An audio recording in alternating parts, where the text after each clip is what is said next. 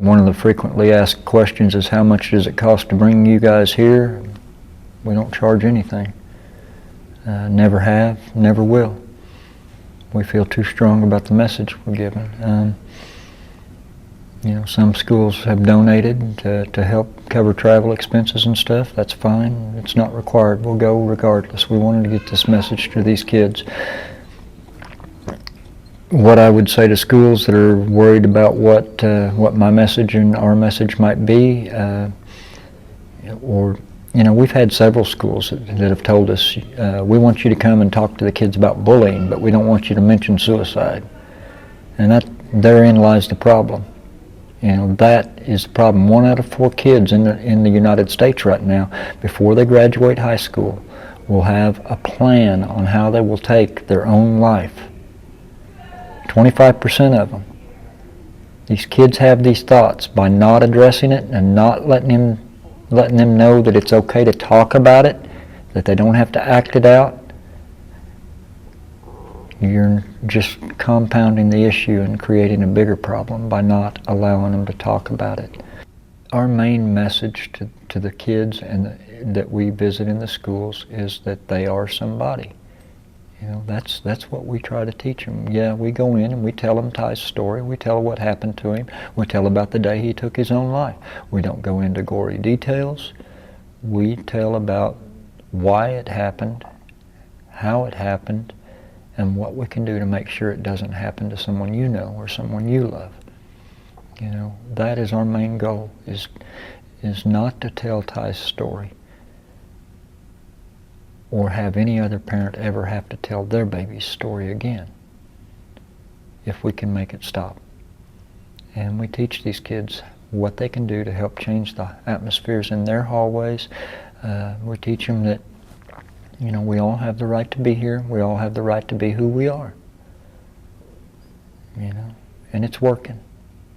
We're growing by leaps and bounds, and these kids are tired of it. They want to change their world. They're tired of living in a world that this kind of thing is happening with way too much frequency.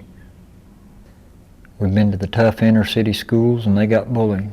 And then we've been to the little country, rural towns like where we're from, Soper, Oklahoma, Macomb, little towns that got a tin building for a school out in the middle of a cow pasture, and they got bullying. It's happening everywhere. If you don't think you got bullying, you need to look a little harder and look a little deeper, because it's happening all over the place. There were several bullies that were picking on Ty. The main ringleader, he was suspended for 3 days also because of their no tolerance policy in schools. Ty killed himself on a Thursday morning, and school was not scheduled for that Friday. It was a scheduled day off, a teacher's day. And the following Monday, they let the bully come back to Ty's school because of what had happened with Ty. They had contacted him and let him come back.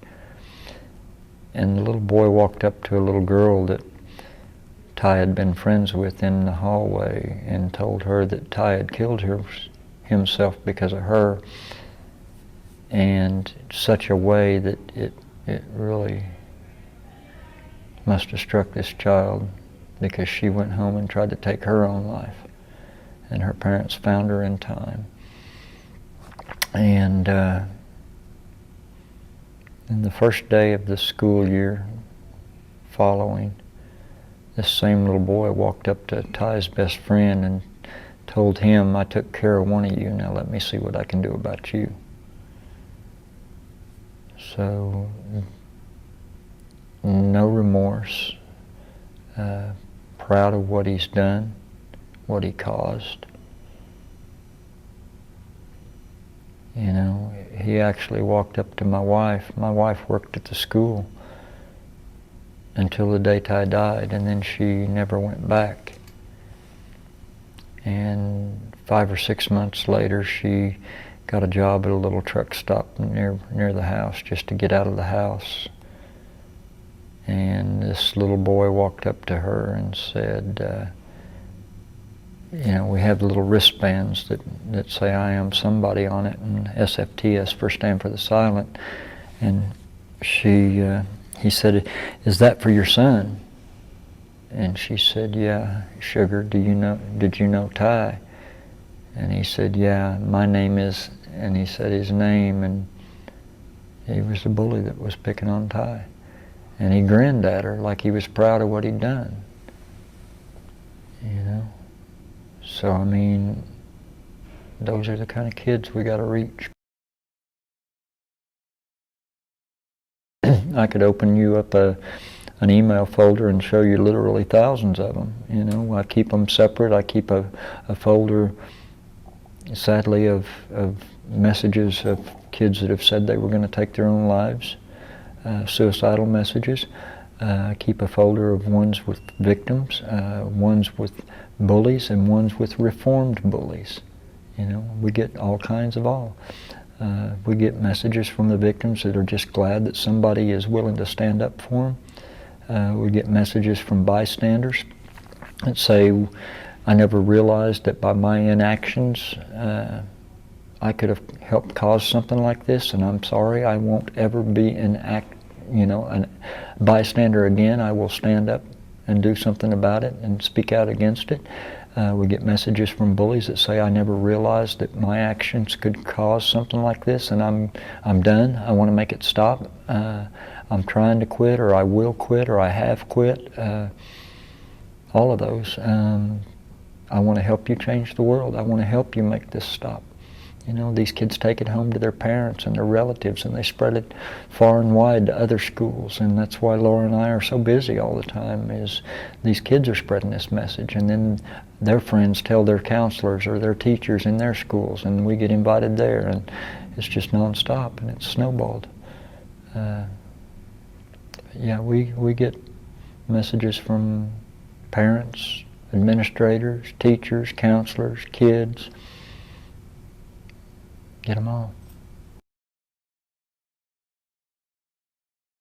Most people don't sit around the dinner table as families anymore. I mean, we all know that. We eat dinner in front of a TV set now, you know, and what that does is it's taking the need or the chance to carry on conversations and carry on meaningful dialogue with our kids. You know, kid comes home from school and you say, "How was your day?"